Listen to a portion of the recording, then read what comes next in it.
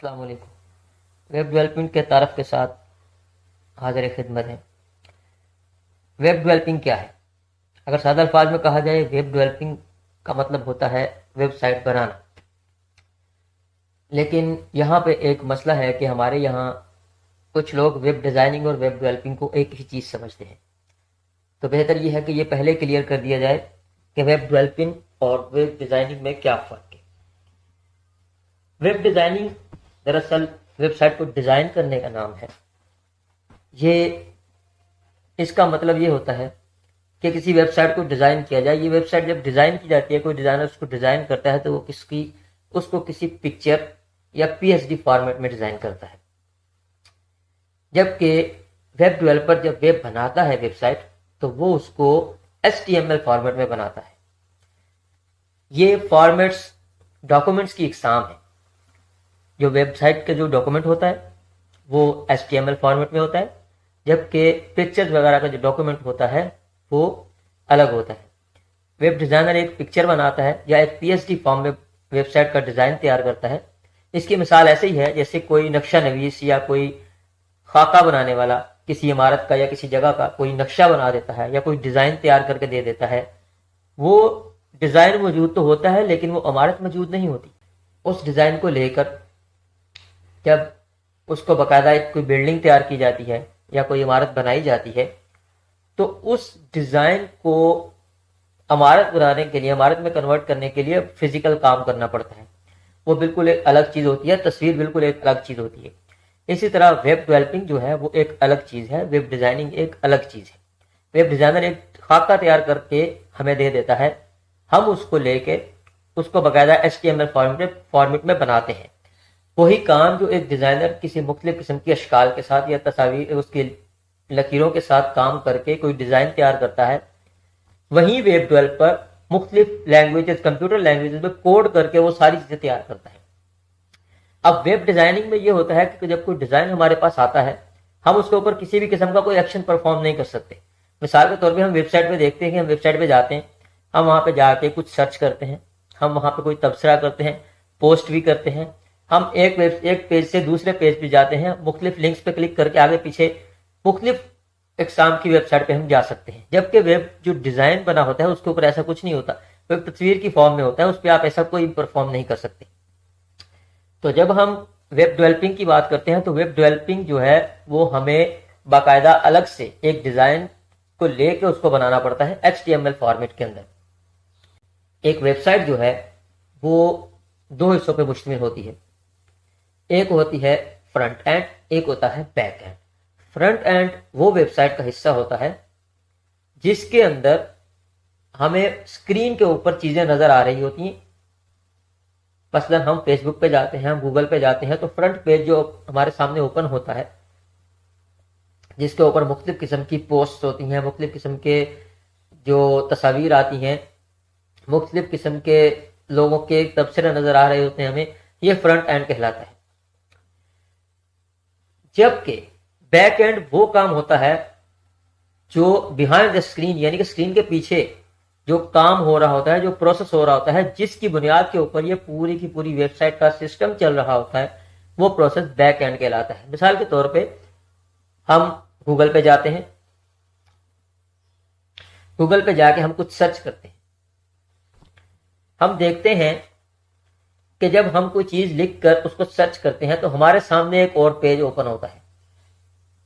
हम एक पेज से दूसरे पेज पे ट्रांसफर हो जाते हैं, हम एक चीज लिख के सर्च करते हैं, उसके मुतालिक डेटा हमें दूसरे पेज पे मिल जाता है, लेकिन हमें ये नहीं पता चलता कि वो डेटा आया कहाँ से, उसके पीछे क्या प्रोसेस हुआ जिसके बिना पर हमें वो मतलूबा रिसर्च जो हम रिसर्च करना चाहते हैं उसके ऊपर उसी की मुनासिबत से मतलूबा डेटा हमें दूसरे पेज पे कैसे मिल रहा है, ये हमें मालूम नहीं होता। तो वही प्रोसेस जो इसके पीछे हो रहा होता है वो बैक एंड कहलाता है। इसी तरह जब हम वेब डेवलपर्स की बात करते हैं तो जिस तरह वेबसाइट के दो हिस्से होते हैं, दो अलग अलग हिस्सों पर मुश्तमिल वेबसाइट होती है फ्रंट एंड बैक एंड पे, इसी तरह वेब डेवलपर्स की भी इकसाम है। वेब डेवलपर्स की तीन इकसाम होती हैं। एक किस्म होती है फ्रंट एंड डेवलपर, ये वही डेवलपर होते हैं, ये वही डेवलपर्स होते हैं जो फ्रंट एंड डिजाइन करते हैं। वही जो मैंने आपको बताया कि हम जब किसी वेबसाइट को ओपन करते हैं तो फ्रंट पे हमें जो चीज नजर आ रही होती है वो फ्रंट एंड कहलाता है। तो फ्रंट एंड डेवलपर वही चीजें डिजाइन करते हैं। जबकि एक होता है back end developer. Back and developers वो सारा प्रोसेस जो बिहाइंड द स्क्रीन चल रहा होता है उसको डिजाइन करते हैं, उसको बनाते हैं कि कोई भी काम बैक एंड पे जो चल रहा होता है उसको बैक एंड डेवलपर्स कहा जाता है। वो बनाने वाले सारे लोग बैक एंड डेवलपर्स कहलाते हैं। जबकि एक कैटेगरी मजीद इसमें होती है फुल स्टैक डेवलपर्स की। ये दरअसल वो डेवलपर्स होते हैं जो फ्रंट एंड भी जानते हैं और बैक एंड भी जानते हैं। ये मुकम्मल वेबसाइट का काम कर सकते हैं। अक्सर ऐसे जो डेवलपर्स होते हैं वो कंपनीज वगैरह में दूसरी जगहों पे सीनियर ओहदों पे होते हैं, जैसे प्रोजेक्ट इंचार्ज वगैरह, या जैसे अगर जिन कंपनी में शिफ्टें चलती हैं उनमें शिफ्ट इंचार्ज वगैरह। किसी भी किस्म का प्रोजेक्ट जो होता है उसको मैनेज करते हैं ये लोग। जैसे एक बैक एंड डेवलपर है, एक फ्रंट एंड डेवलपर है, दोनों को अलग अलग काम दिए हुए हैं, तो उस काम को मैनेज करना, उन दोनों का आपस में रिलेशनशिप बनाना, ये सारा काम सीनियर डेवलपर्स करते हैं। या वही इसको बताते हैं कि हम आप दोनों ने किस तरह मिलके इसको आपस में ज्वाइंट करना है।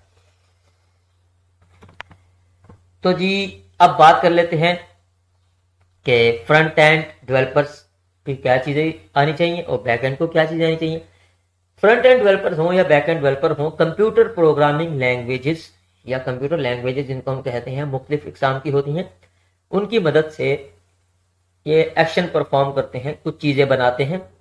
जो फ्रंट एंड डेवलपर होते हैं वो अक्सर आमतौर पर 3 जुबानों में ही काम करते हैं, जो कि कहलाती हैं HTML, CSS और जावास्क्रिप्ट।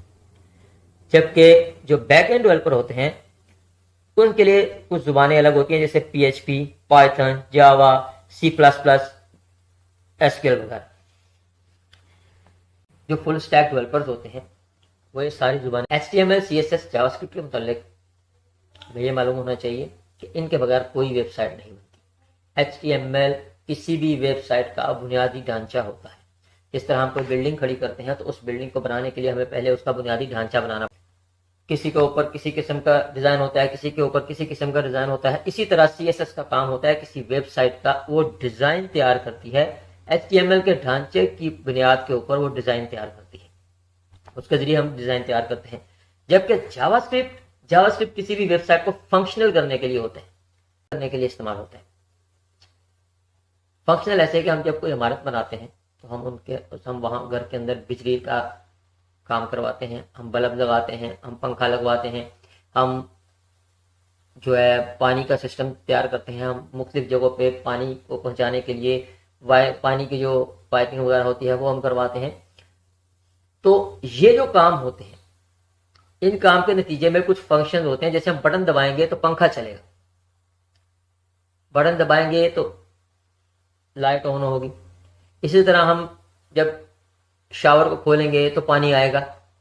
तो ये काम जो होते हैं फंक्शंस होते हैं। किसी भी वेबसाइट के अंदर इस तरह के फंक्शनल ऐड करने के लिए हमें जो जिस जुबान की जरूरत होती है जावास्क्रिप्ट। जावास्क्रिप्ट किसी भी वेबसाइट को फंक्शनल करती है, इसको डायनामिक बनाती है। इसके जरिए हम मुख्तलिफ एक्शन परफॉर्म कर सकते हैं। मिसाल के तौर पर हम अक्सर किसी वेबसाइट पर जाते हैं, हम देखते हैं कि वहां पे हम जैसे हमने वेबसाइट ओपन की या हम उसको लीव करना चाहते हैं, हम उसको छोड़ना चाहते हैं, तो वो एक पॉपअप शो होता है और हमसे पूछता है are you sure to want to leave it. इसी तरह मुख्तलिफ किस्म के एक्शंस आते हैं, एक्शन परफॉर्म करने होते हैं। जैसे हम किसी जगह पे कोई बटन दबा के कोई मेन्यू ओपन करते हैं, ये सारे काम इसी जावास्क्रिप्ट के थ्रू होते हैं। बैक एंड डेवलपिंग में PHP, पाइथन वगैरह आती हैं। इसके मुतालिक हमने जितना बात कर लिया फिलहाल इतना ही काफी। इसके मुतालिक मजीद गहराई में जाने के लिए हम बाद में जब इस काम की तरफ आएंगे तब देखेंगे। फिलहाल हमें फ्रंट एंड डेवलपिंग पे तवज्जो देनी है, तो हम इन्हीं तीनों की बात करते हैं। सबसे पहले हमें जो चीज लाजमी सीखने की है वो है HTML। जैसे मैंने आपसे कहा कि बुनियादी ढांचा होता है किसी भी वेबसाइट का, तो आपको ये लाजमी सीखनी है। इसके बगैर किसी वेबसाइट का कोई तस्वुर नहीं है। HTML एक आसान लैंग्वेज है, कोई इतनी बड़ी मुश्किल लैंग्वेज नहीं है। ये चंद दिनों या चंद हफ्तों के अंदर इंसान अच्छी तरह इसको समझ जाता है और हम इसके जरिए से काम कर सकते हैं। CSS भी कुछ ही अरसे में हम सीख सकते हैं। जावास्क्रिप्ट थोड़ी सी मुश्किल है, लेकिन थोड़ी सी, बहुत ज्यादा मुश्किल नहीं है। अगर इंसान हिम्मत करे तो ये कोई भी मुश्किल काम नहीं है। चंद माह के अंदर आप ये सब कुछ सीख सकते हैं। तो अब बात आती है स्टार्ट कैसे करें। बिगिनर लेवल पे स्टार्ट करने के लिए हमें किसी किस्म के कोई भी बहुत बड़े सॉफ्टवेयर की, एप्लीकेशन की, इंटरनेट कनेक्शन की हमें जरूरत नहीं होती। हमें सिर्फ दो चीजों की जरूरत होती है, एक होती है टेक्स्ट एडिटर, एक होता है ब्राउजर। ये दोनों चीजें हर सिस्टम के साथ बाय डिफॉल्ट आती है। अगर आप विंडो इस्तेमाल कर रहे हैं तो नोटपैड उसके साथ बाय डिफॉल्ट आता है, और माइक्रोसॉफ्ट एज का जो ब्राउजर है वो इस वक्त उसके साथ बाय डिफॉल्ट आ रहा है। इसी तरह अगर आप लिनक्स इस्तेमाल करते हैं तो वहां भी टेक्स्ट एडिटर आता है बाय डिफॉल्ट, और साथ में फायरफॉक्स जो है वो लिनक्स का बाय डिफॉल्ट जो है डिफॉल्ट ब्राउजर आता है, तो वो भी उसमें भी शामिल होता है। इस तरह अगर आप मैक इस्तेमाल करते हैं तो वहां पे ब्राउजर की जगह ब्राउजर में जो है वो सफारी है, टेक्स्ट एडिटर भी आता है। तो ये आपको सब चीजें बआसानी इसमें मिल जाएंगी। आपको किसी किस्म का सॉफ्टवेयर डाउनलोड करने की जरूरत नहीं है, किसी भी किस्म का बहुत बड़ा जो है बहुत तेज रफ्तार इंटरनेट की जरूरत नहीं है। आपको सिर्फ और सिर्फ इन्हीं दो चीजों की जरूरत है। मैं अपने डेस्कटॉप पे आ जाता हूँ। यहाँ पे मुझे एक फोल्डर क्रिएट करना है। मैं फोल्डर क्रिएट कर लेता हूँ, उसका मैं नाम रखता हूँ माय वे।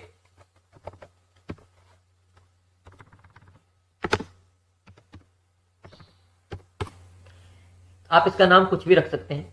ये फोल्डर आप कहीं भी बना सकते हैं, जरूरी नहीं है कि आप इसको डेस्कटॉप पे ही बनाएं। मैं यहाँ पे सिर्फ सिखाने का जो मकसद है उसके लिए मैं इसको बिल्कुल सामने बना रहा हूँ, ताकि नए लोग जो है वो ज़्यादा पेचीदगी में ना जाएं। आप इसको किसी अलग से फोल्डर में बना सकते हैं, जैसे अलग पार्टीशन में। जैसे मेरे पास यहाँ पे एक सी पार्टीशन के अलावा एक पार्टीशन है, ये माई डेटा के नाम से ई पार्टीशन है। इसके अंदर भी आप इस तरह आप बना सकते हैं अगर आप चाहें तो। खैर मैं यहीं पे बना रहा हूँ इसको। अब हमें सबसे पहले अपना टेक्स्ट एडिटर ओपन करना है। तो मेरे पास क्योंकि इस वक्त विंडो इंस्टॉल है, वैसे तो मैं विंडो कम ही इस्तेमाल करता हूँ, मैं लिनक्स इस्तेमाल करता हूँ क्योंकि मुझे वो ज़्यादा पसंद भी है और ज़्यादा उसमें सहूलियात भी मिलती हैं बनिस्बत विंडो के। लेकिन यह है क्योंकि बहुत से लोग इस वक्त 90% जो है वो लोग 99% कह लें विंडोज ही इस्तेमाल करते हैं हमारे यहाँ पे।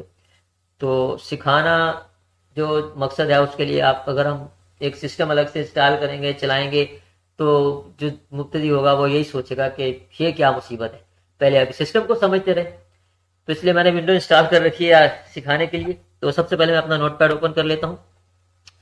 नोटपैड के अंदर हमें कुछ कोड लिखना है, लेकिन कोड लिखने से पहले मैं इस फाइल को सेव कर लेता हूँ, क्योंकि ये एक बहुत अहम चीज़ है। आप फोल्डर जहां बनाए, आपका दिल चाहता है फोल्डर का नाम जो दिल चाहते हैं आप रखें, लेकिन जब आप फाइल की बात करेंगे तो जब हम फाइल एक बनाएंगे तो फाइल हमें एक मखसूस फॉर्मेट में सेव करनी होगी, और वो फॉर्मेट है .html। HTML फॉर्मेट में हमें फाइल को सेव करना है। मैं यहाँ पे सेव करता हूँ, फाइल पे क्लिक करता हूँ, सेव एज। अब यहाँ पे देखिए बाय डिफॉल्ट फाइल का नाम .txt में आ रहा है और ये टेक्स्ट डॉक्यूमेंट के तौर पे आ रहा है, लेकिन हमें टेक्स्ट डॉक्यूमेंट नहीं चाहिए, क्योंकि अगर हम टेक्स्ट डॉक्यूमेंट बनाते हैं तो वो एक वेबसाइट का डॉक्यूमेंट नहीं होता और वो किसी भी सूरत ब्राउजर में नहीं चल सकेगा। जबकि हमें इसको ब्राउजर में चलाना है तो इसके लिए हमें इसका फॉर्मेट चेंज करना होगा। तो मैं इसका नाम रख देता हूं, नाम आप कुछ भी रख सकते हैं, लेकिन बाय डिफॉल्ट एक नाम आता है जिसको कहा जाता है इंडेक्स। हर ब्राउजर इसको अच्छी तरह समझता है कि इंडेक्स का जो मतलब है ये होम पेज के तौर पे इस्तेमाल होता है अमूमन। तो ब्राउजर को ये समझे कि ब्राउजर के अंदर ये फीडिंग है कि इंडेक्स का मतलब इंडेक्स को जो है होम पेज के तौर पे लिया जाए। जब भी किसी फोल्डर के अंदर से जब वो फाइल उठाएगा तो इंडेक्स की फाइल सबसे पहले उठाएगा। तो यहाँ पे मैं इंडेक्स नाम से फाइल बनाता हूं और उसको जो एक्सटेंशन है वो मुझे देनी है .html में। ये आपको नहीं भूलना, .html फाइल होगी तो ही ब्राउजर में इसको ओपन कर सकते हैं। आप देखेंगे कि जब मैं इस फाइल को सेव करता हूं तो मेरे पास जो ब्राउजर है, वो जो फोल्डर है हमारा, उस फोल्डर के अंदर पहले कोई फाइल नहीं।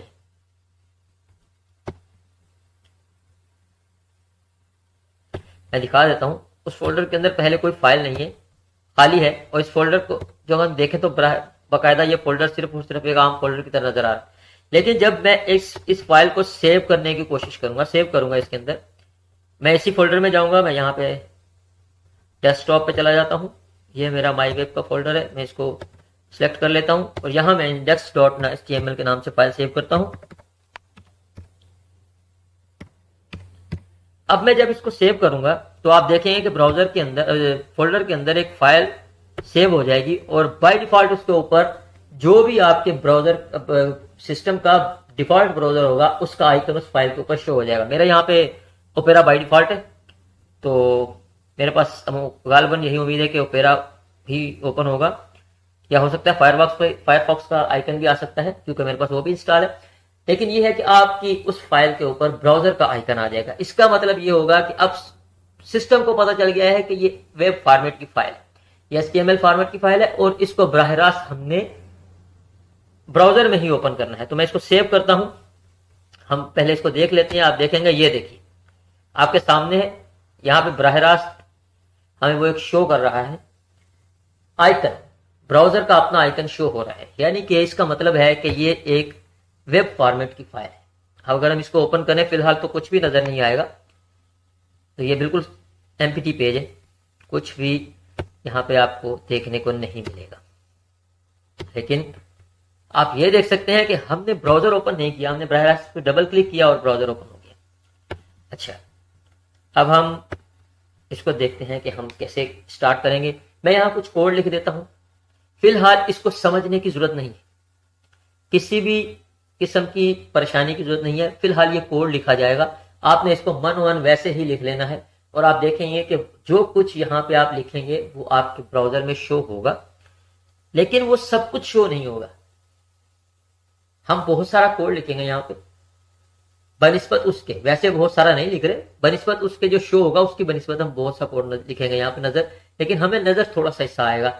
ये क्यों आएगा, ये हम जब HTML स्टार्ट करेंगे फिर हम उसके ऊपर पूरी डिटेल से बात करेंगे। लेकिन फिलहाल आप इस कोड को लिख लीजिए जो मैं यहां लिख रहा हूं।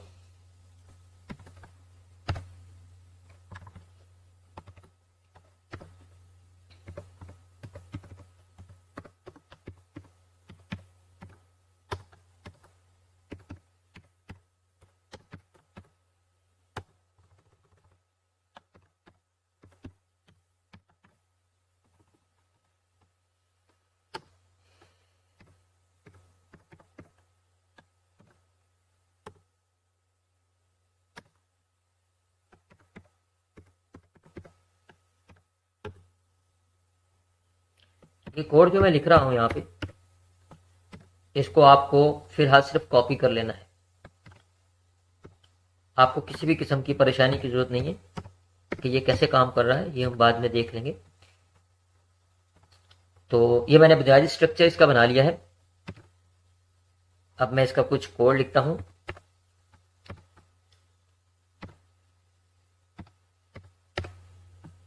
मैं यहां पे एक हेडिंग देता हूं और एक पैराग्राफ देता हूं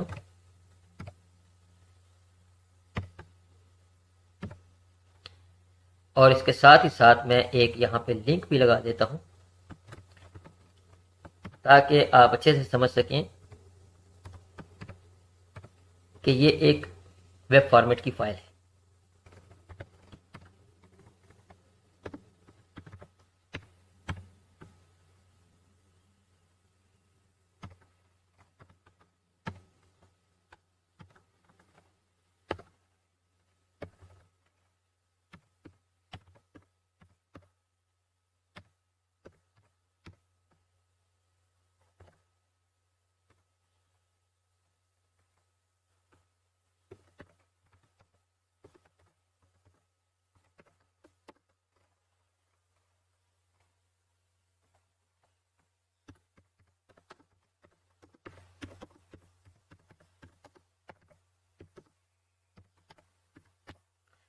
इस फाइल को मैं सेव करूंगा Ctrl+S सेव के साथ। जब इस फाइल को मैं ब्राउजर में दोबारा रीलोड करूंगा, आप देखेंगे फिलहाल हमने वही फाइल ओपन की हुई है, पहले वाली वही फाइल है, तो इसको मैंने रीलोड नहीं किया, लेकिन अब हमने नया कोड लिख के उसमें सेव किया। अभी तक तो ये कुछ शो नहीं कर रहा, लेकिन अगर इसको हम रीलोड करें तो ये हमें कुछ चीजें दिखाएगा। मुझे यहाँ पे एक लिंक देना है,